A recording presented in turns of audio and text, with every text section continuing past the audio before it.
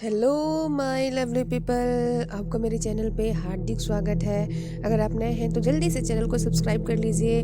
आप लोग मेरी स्टोरी इतनी पसंद कर रहे हैं, इसके लिए थैंक यू सो मच। यार दिल से सपोर्ट कीजिए, प्लीज़ सब्सक्राइब कर दीजिए। आपकी एक सब्सक्राइब मेरे लिए बहुत कीमती है। चलिए आज की कहानी स्टार्ट करते हैं। तो आज की कहानी है एक हवेली की भूतिया कहानी। इस हवेली के पास अभी कोई नहीं आता है बिकॉज यह खंडहर हो चुकी है। यह बात उस समय की है जब एक लड़का अपने घर वापस जा रहा था। उसने सोचा कि मुझे एक छोटा सा रास्ता लेना चाहिए जिससे कि मैं जल्दी ही अपने घर पहुंच जाऊं। वह अपने घर के सभी रास्तों को जानता था, बट वह उस हवेली के रास्ते से कभी नहीं आया था बिकॉज उसे बताया जाता था कि यह हवेली ठीक नहीं है। जबकि कोई भी इस बात को नहीं कहता था कि यहाँ पर कोई भूत हो सकता है। भूत के बारे में अभी तक किसी को जानकारी नहीं थी, इसलिए कोई भी डर नहीं था। बट फिर भी उस हवेली को एक शापित हवेली के रूप में देखा जाता था। शायद यह पास से गुजरने वालों को परेशानी का सामना करना पड़े। शायद यही वजह थी कि कोई भी उस हवेली के पास नहीं जाता था। बट वह लड़का तो अपने घर जा रहा था। उसे तो एक छोटा रास्ता चाहिए था जो कि उस हवेली से होकर गुजरता था।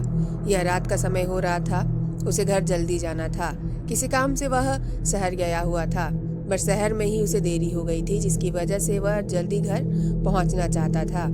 रात के समय में वह हवेली को देखता हुआ जा रहा था। हवेली के पास से गुजरता हुए उसे वह डर भी महसूस हो रहा था जो शायद गांव वालों ने बताया था कि वह जगह शापित है। शापित होने की वजह से शायद यहाँ पर कोई नहीं आता है। तभी वह लड़का कुछ आवाज सुनता है, जैसे कि इस हवेली में से कोई आवाज लगा रहा है। वह उसका नाम भी ले रहा था, जबकि वह जानता था कि इस हवेली में कोई नहीं रहता है। तो उसका नाम वह कैसे जान सकता है? यह बात उसे समझ में नहीं आती है। बट फिर भी सोचता है कि शायद कोई उसका जानने वाला इस हवेली के अंदर है और वह उसे बुला रहा है। इसलिए वह पहली बार उस हवेली के अंदर जाने की कोशिश करता है जिसमें वह कभी नहीं गया।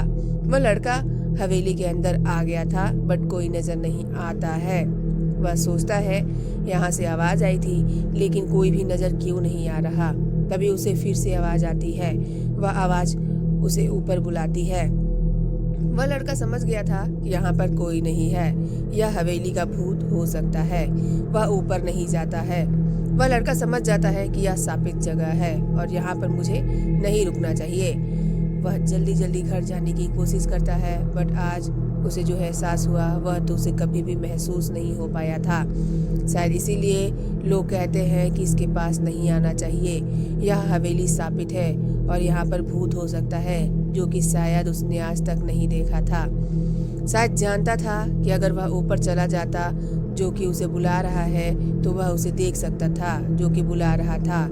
समझ गया था वो लड़का कि यहाँ पर रुकना ही उसके लिए मुसीबत खड़ी हो सकती है, इसलिए घर चला जाता और वह घर पर जाकर इस बारे में कोई बात नहीं करता है कि वह हवेली से होकर आया है।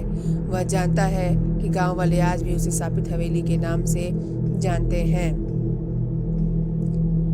तो आप लोग की स्टोरी कैसी लगी प्लीज कमेंट करके जरूर बताइएगा और जल्दी से चैनल को सब्सक्राइब कर दीजिए। यह उस हवेली की कहानी है जो कि अब बंद है। उस हवेली के पास एक लड़का गया था। बताया जाता है कि उस हवेली में एक भूत रहता है जो कि एक शीशा में नजर आता है। वह शीशा हवेली के अंदर लगा हुआ है। यह बात कितनी सच है यह जानना है तो हवेली के अंदर जाना ही होगा। वह लड़का भूत से नहीं डरता था। इसका कारण था कि उसने कभी भूत को नहीं देखा था। वह उस शीशा के बारे में जानना चाहता था। उसे यही लगता था कि उसमें कोई नजर नहीं आता है, इसलिए वह उस हवेली के अंदर जाता है। वह उस शीशा की खोज करता है जो कि हवेली के अंदर था। पहले उस लड़के को वह शीशा नहीं मिला था, मगर वह बहुत खोजने पर शीशा मिल जाता है। वह अब आधा टूट गया था। यह कैसे हुआ था कोई नहीं जानता था, मगर वह शीशा के अंदर देखता है तो उसे कोई नजर नहीं आता। वह लड़का सोचता है कि यह बात झूठ है, यहाँ पर कोई भूत नहीं है। मगर जब वह शीशा में देखता है तो उसमें आती रोशनी नजर आई। वह देखने लगता है, उसके पीछे कोई खड़ा था। वह अपने पीछे देखता है मगर कोई नहीं था।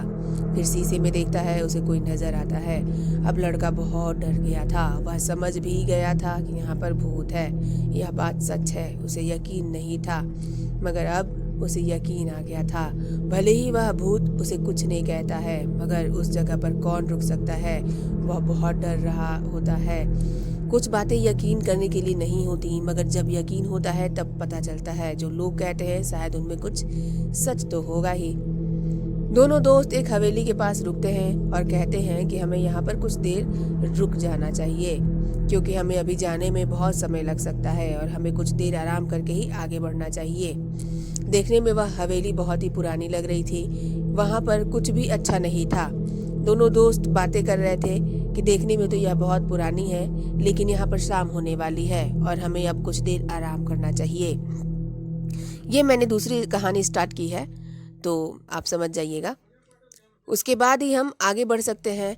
अपनी बाइक को वहाँ पर रोकते हैं और अंदर जाते हैं। वह दोनों दोस्त अपने गांव जा रहे थे और उनका गांव एक ही था, इसलिए वह बाइक से सफ़र करके गांव में पहुंचना चाहते थे, लेकिन किसी कारणवश उन्हें देरी हो गई, जिसकी वजह से उन्हें रात के समय में आगे बढ़ने के लिए बहुत ही थकावट महसूस हो रही थी, जिसकी वजह से वह कुछ देर यहाँ पर आराम करना चाहते थे।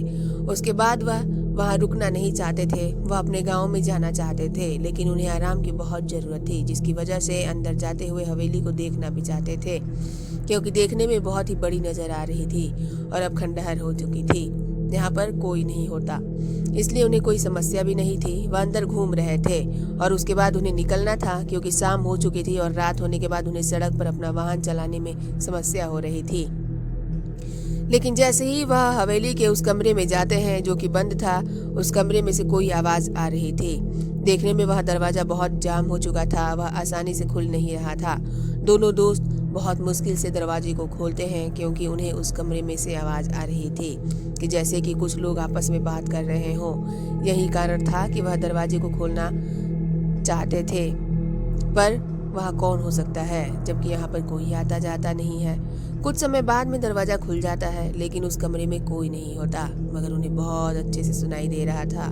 यहाँ पर कुछ लोग बातें कर रहे थे।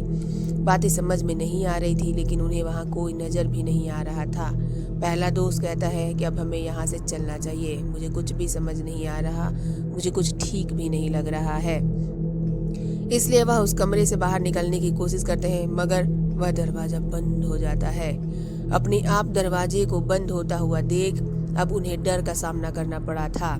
यहाँ पर कोई नहीं है, लेकिन दरवाज़ा अपने आप बंद कैसे हो गया? वह उस कमरे में बंद हो गए हैं। उस कमरे में एक खिड़की थी जो कि टूटी हुई थी। वह उस खिड़की को देख रहे थे, मगर वह खिड़की बहुत ऊंचाई पर थी, उस पर चढ़ना बहुत ही मुश्किल था। इसलिए वह दरवाजे को खोलने की कोशिश करते हैं, मगर वह दरवाज़ा फिर से जाम हो जाता है और वह दरवाज़ा खुलता ही नहीं। दोनों दोस्तों में डर आ गया था, जो कि उन्हें समझ में नहीं आ रहा था। दोनों में इस बात का भी झगड़ा होता है कि हमें यहाँ पर नहीं आना चाहिए था। किसी ने कहा कि हमें इस हवेली के अंदर आना चाहिए, लेकिन दोनों दोस्त आपस में झगड़ने लगते हैं, क्योंकि वह अंदर बंद हो चुके थे। उन्हें रास्ता नज़र नहीं आ रहा है, वह कैसे बाहर निकले। उस दरवाजे को बहुत खोलने की कोशिश करते हैं, मगर वह खुलता नहीं है। इसलिए दोस्त कहता है कि अब हमें झगड़ा बंद करना चाहिए और उस खिड़की पर चढ़ना चाहिए जो कि खुली हुई है। शायद यह हमें बाहर निकाल सकती है। पहले दोस्त के ऊपर पैर रखकर दूसरा दोस्त उस खिड़की के पास पहुंच जाता है और वह उस जगह पर बैठ जाता है। कुछ समय बाद वह अपने दोस्त का हाथ खींचता है और वह दोनों उस खिड़की से बाहर कूद जाते हैं। उन्हें काफ़ी चोट आई थी, क्योंकि खिड़की बहुत ऊंचाई पर थी। जैसे ही कूदे उनसे पत्थर टकराकर, जिसकी वजह से उन्हें काफ़ी चोट आई, मगर अब वह समझ गए थे कि यहाँ पर जरूर कोई भूत है, जिसकी वजह से हमें समस्या का सामना करना पड़ रहा है। इसलिए वह अपनी बाइक लेते हैं और उस जगह से चले जाते हैं। अब वह इस हवेली में कभी भी वापस नहीं आने वाले थे। इस तरह देखने वाली हवेली में भी शायद आना जाना नहीं चाहेंगे। इसलिए कहते हैं कि किसी भी अनजान जगह में जाने से पहले हमें 1000 बार सोचना चाहिए, क्योंकि हम नहीं जानते कि हमारे सामने कौन सी समस्या आ जाए। इसलिए अगर आप भी रात के समय में किसी भी रास्ते से गुजर रहे हो, तो आप किसी भी हवेली या खंडहर की तरफ ना जाएं। बहुत लोग हैं जो विश्वास नहीं करते हैं इन सब बातों पे, लेकिन करनी चाहिए, क्योंकि हमारे बड़े बुजुर्ग भी कहते हैं। हमने बहुत सारी कहानियाँ भी सुनी होंगी इस तरह की, तो होती हैं। जहाँ पॉजिटिव एनर्जी होती है वहाँ नेगेटिव एनर्जी होती है, तो ये सच्चाई है। हमें इस चीज़ से पीछा नहीं छुड़ा सकते। तो ये स्टोरी आप लोग की कैसी लगी प्लीज़ कमेंट करके ज़रूर बताइएगा। अच्छी लगी तो चैनल को सब्सक्राइब कर दीजिए, लाइक कीजिए, शेयर कीजिए। Thank you so much for listening my story. Thank you so much.